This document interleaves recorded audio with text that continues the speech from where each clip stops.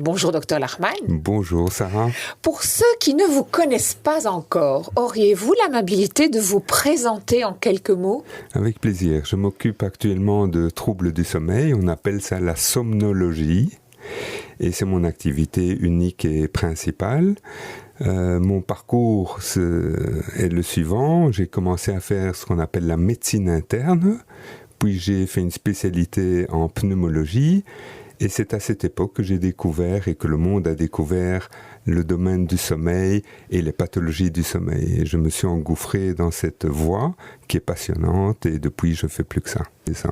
Alors nous parlons des qualités du sommeil, de la qualité requise dans la chambre, mais vous êtes somnologue, donc vous avez des patients qui se plaignent et qui ont peut-être une chambre qui présente tous ces paramètres et toutes ces caractéristiques, mais qui souffrent quand même de ce qu'on appelle l'insomnie. Qu'est-ce que c'est que l'insomnie? Est-ce qu'il existe différents types d'insomnie? Alors l'insomnie, c'est déjà pas une maladie, c'est un symptôme. C'est un symptôme qui résume la difficulté de s'endormir, la difficulté de rester endormi, la difficulté parce qu'on se réveille trop tôt, ou le quatrième plan de l'insomnie, c'est le sommeil non réparateur. Donc ce groupe de symptômes, on le regroupe sous insomnie. Mais les causes d'insomnie sont multiples. Elles peuvent être d'origine psychologique, telles que le stress, l'anxiété, la dépression. Toutes les maladies psychiatriques vont donner de l'insomnie, mais elles peuvent aussi avoir des causes physiques, organiques. Je vous cite les plus grands, les jambes sans repos, les douleurs. Chez la personne âgée qui a des douleurs d'arthrose, ça peut réveiller. Donc, il est important de ne pas trop vite s'arrêter dans la mise au point, si vous voulez. Ça peut être psychologique et il faut parfois investiguer. Surtout lorsque l'insomnie devient chronique.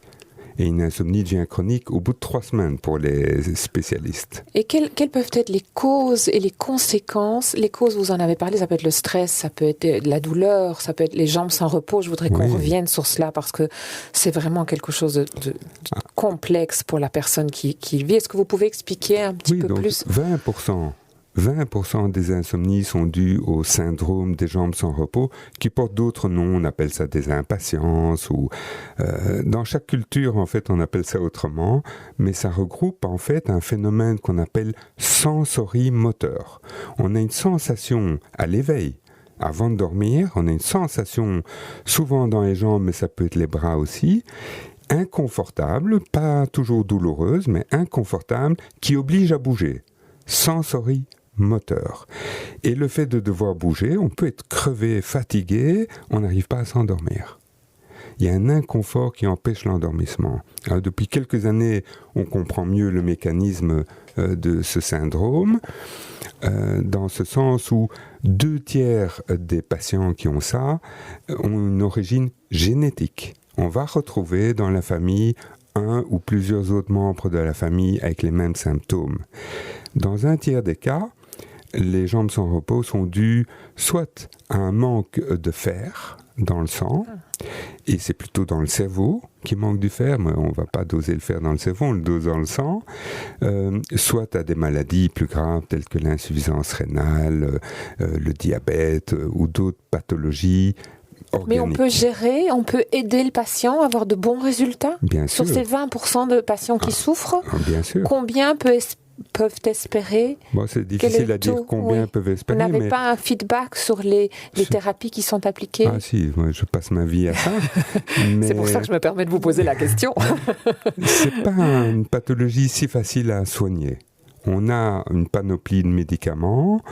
Parfois ça marche, parfois ça marche pas. Parfois on est obligé de combiner plusieurs thérapies en même temps. Mais on arrive à des résultats. Il faut aussi faire un peu attention parce que il y a des syndromes sans repos, de jambes sans repos, légers, modérés ou sévères. On n'a à l'heure actuelle pas l'impression que c'est une maladie qui va avoir des conséquences en dehors de la qualité de vie. Et donc, il ne faut pas trop vite traiter des jambes sans repos s'il n'y a pas de conséquences plus importantes. Mais dans des cas modérés à sévères, alors on est bien obligé de donner 1, 2, parfois 3 médicaments.